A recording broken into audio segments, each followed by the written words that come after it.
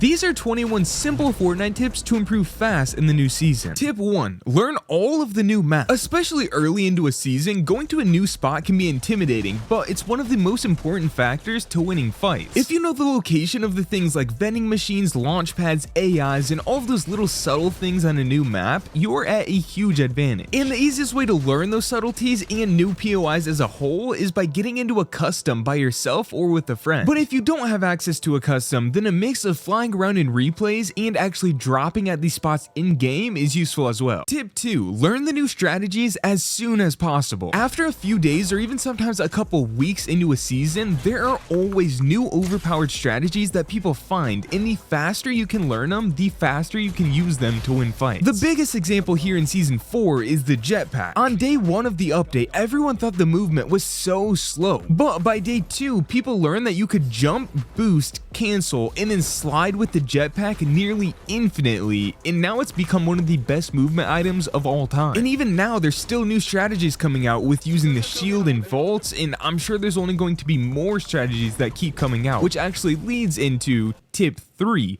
Watch pros to learn. Pro gamers and especially pro Fortnite players are so good because they have this ability to adapt faster than everybody else. Fortnite can and often does change the map or sometimes entire game mechanics just days before big tournaments, so pros that compete have to be ready for whatever gets thrown at them, and most of these top players are live streaming their gameplay. So when you're watching somebody like Clicks, Peterbot, Mr. Savage, any of these pros, don't just watch to be entertained, but watch to learn what they're doing. Pay attention to how they use the jetpack to their advantage, what weapons and items they're consistently carrying, how they use armored walls to get pressure off of them. All of these are little strategies that you can implement into your own gameplay and improve with. Tip 4. Upgrade your console if you're able to. We can talk about strategies and practicing all day, but if you're on a console, the single biggest jump in your skill will come from upgrading to a PC. You instantly get higher FPS, lower delay, lower ping, performance mode. All of those things make a big difference, and if you're getting ready to upgrade to a PC, I want to tell you about Skytech, who's sponsoring this part of the video. Whether you want a PC pre-built or custom built, Skytech has options for every budget and experience level. I personally have their King 95 pre-built, and I've had nothing but a great experience. It gets over 700 FPS, I can stream, record, and game on it. And my favorite part is that it has a 1-year warranty if anything does happen to go wrong, as well as lifetime customer service. I still remember what it was like upgrading from my PS4 to my first PC, and how basically within just a couple days, my skill level doubled because PCs are that much better. And if you want to experience that, Skytech still has huge discounts running until the end of August, and my team Zen also has an extra discount code that you can stack. So if or when you're ready to make that jump to PC, Skytech has got you covered, and I'll leave the link in the top of the description. Tip 5. Practice with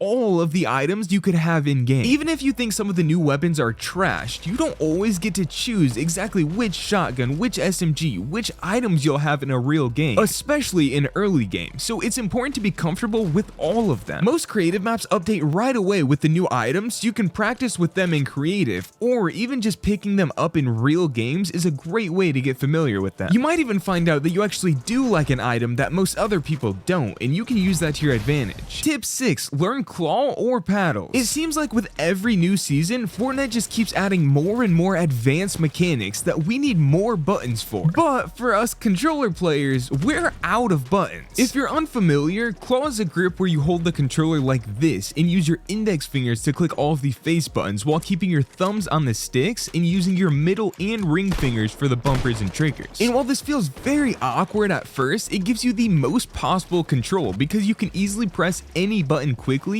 and your thumbs stay on the sticks. Or another method that's not quite as good but some pros still use are paddles. These are extra buttons that are easily clickable from the back of the controller, where again you can press them without your thumbs moving off the sticks. Both of these methods allow you to do stuff like jumping, building, and aiming all at the same time, which is very important. And they also let you take advantage of the new more advanced mechanics like sprinting while building and aiming while on the jetpack. Keyboard and mouse players have that advantage because they don't have to worry about how many buttons they have. But if you're on controller, at the very least, you should have custom binds. But to really get good at this point, I think everyone should be using claw or paddles. Tip 7, don't judge the season too quickly. It's easy to have a bad day early in the season and instantly hate it, but we need to give the season a chance. Just because a pro or big YouTuber says that they don't like something in the game doesn't mean that you can't like it. And even if there is something you really don't like, give it time, because Fortnite often makes tweaks to new items especially, and if you wrote it off right away, you might fall behind. This personally happened to me last season with cars, fists, and nitro. I hated all that stuff so much that I basically only played creative, but then eventually they came out with an update that completely removed cars and fists from ranked, and it was actually fun again. However, I was so far behind from not playing for that month that I just got destroyed every single game I tried to play. So keep an open mind and try to learn the new strategies. It'll make the new season a lot more fun. Tip 8, have a consistent drop spot. Once you learn the new map well enough, find and stick with just 1 or 2 drops you go to every single game. You want to be familiar with the whole map, but you want to be an expert with at least one location. You need to learn stuff like where to pull your glider from every bus path to ensure the best drop possible. Learn which buildings have the best loot in positioning over other players. Learn which objects give you the most mats the fastest. And if you're really an expert of the spot, you need to learn where every single room is, where every chest is, where all the hiding spots are, where the best path for rotating out of the POI is, and especially learn where other players are landing around you. There is a lot to learn with each spot, and it's why pros spend hours and hours at the same spot, because knowing all of this gives you a huge advantage over everyone else dropping there. This is arguably one of the most important parts of Fortnite, because if you don't make it through early game, then that's it. There's no rest of the game. Tip 9, play as much as possible early in the season. When a season first starts, everyone has the same amount of knowledge.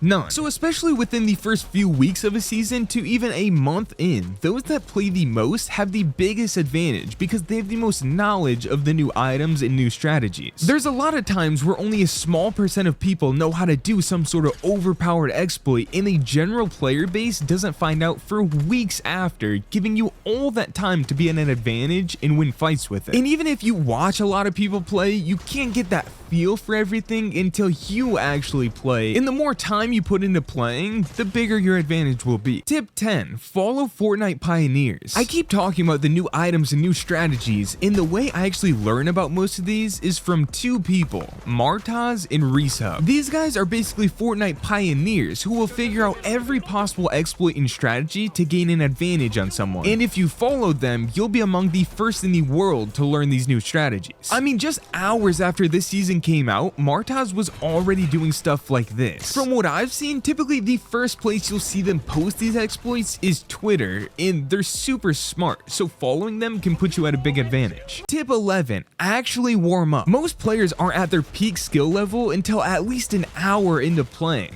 But what I've found works best is to warm up for a solid 30 minutes where you just never stop either free building, doing aim drills, 1v1ing, or even a mix of all 3. I mean, you all have probably experienced this, but playing when you're not warmed up makes you feel like you're so bad at the game when all of that could be fixed with a simple 20 to 30 minutes. I built this map literally just because I wanted a chill place where I could free build for as long as I wanted to, with some background music, different sky atmospheres, and that's what I do every single day for about 20 minutes before I invite a friend to 1v1 for another like 10 to 20 minutes. So my warm-ups are always like 25 to 40 minutes long, and then I'll head into my games. And by the way, if you want to try this map out, just search Carter's 2K in the map tab and favorite it so you don't lose it. And even though it's so simple, the warm-up has probably been my biggest skill increaser lately, so I highly suggest everyone does it. Tip 12, don't change your settings. If you're ever going to change your settings, it might be best to do it at the beginning of a season and then stick with the same settings throughout that entire season. This is because you start to develop a feel for how far to move your sticks or mouse to hit someone in a car or flying on a jetpack. So if you do change your settings in the middle of that season, you lose that muscle memory, and it'll take at least a couple of weeks of playing to get that back. Tip 13, prioritize finding a jetpack. Like I mentioned in a previous tip, the jetpack is looking like one of the best movement items of all time, and if you don't have one, the game feels so so slow. Like, it's easily the best item in the game this season, and I think it's worth spending a few extra minutes looting to find one. Sometimes I'll spend my entire early game opening every chest possible just because it makes the rest of the game that much easier when I have one. The bad part is that they're epic rarity, but the good part is that they spawn as floor loot, come out of regular chests, come out of god chests, and if you want the best chance at finding one fast, you have a 25% chance at getting one out of every Avengers chest. Tip 14, change your Jetpack Binds. I'm not sure about keyboard, but on controller, the Jetpack Binds by default are set to hover by double tapping X for PlayStation and A for Xbox. Then to boost is L3 and to cancel is R3. However, what I learned after an entire day of playing is that if you have switch mode or edit on either of your sticks, so L3 or R3, the jetpack overrides your binds. So for me, I pull out my builds with L3, but because that's the boost button by default, I couldn't build while falling from the air, and it put me at a huge disadvantage. To fix it, I simply changed my boost bind to the same button I used to sprint, and now I can build while falling off the jetpack. So if you have any issues with overlapping binds with the jetpack, you can go right in and change them under the hover section. Tip 15, don't risk your game over bad medallions. There are currently 3 medallions in the game that have different effects. One is completely useless. It simply makes you kind of invisible when you crouch. One is pretty good. It gives you 50 siphon health whenever you get an elim, and one is really good. About every 45 seconds, it marks any nearby enemies, which you can clearly see through walls. However, as we all know, when you have a medallion, your location is marked on the map, and some players, especially good ones, will start to push you to get the medallion. So a lot of the time, especially in good lobbies, players won't even pick up the medallion that makes you invisible because the effect is not worth getting marked on the map. Now, the other two are good enough to pick up every time, but the only one I'd really go out of my way for is Emma Frost that marks people. Tip 16, play with other people. Fortnite can be fun solo, but when you have a group of friends to grind with, it makes it way better. Especially if you can find players that are better than you, then not only can you get carried a little bit when you play, but fighting them in creative is one of the fastest ways you can improve. You'll learn high-level strategies and get used to fighting good players, so when you get into a real game, those players don't seem as good anymore. Now, actually finding a group is the hardest part, but if you just Google Fortnite Discord servers and join the popular ones, there's usually a section called looking for players, and people are constantly looking for players to 1v1, play ranked with, play tournaments with, and it's definitely the easiest way to find some friends to grind with. Tip 17, learn to disengage. With shockwaves and jetpacks being the main form of mobility this season, it has never been easier to get away from a fight you're losing and regroup. If you're starting to run low on mats or took some damage, shockwave out or jetpack boost away, get what you need, and then you can return to the fight or just leave it alone. This is the easiest way to ensure you don't lose fights, and ever since Fortnite changed the way weapons shoot, you don't typically get fried out of the air while running unless you make a mistake. Tip 18, play ranked. Ranked is finally back to taking skill to win fights, which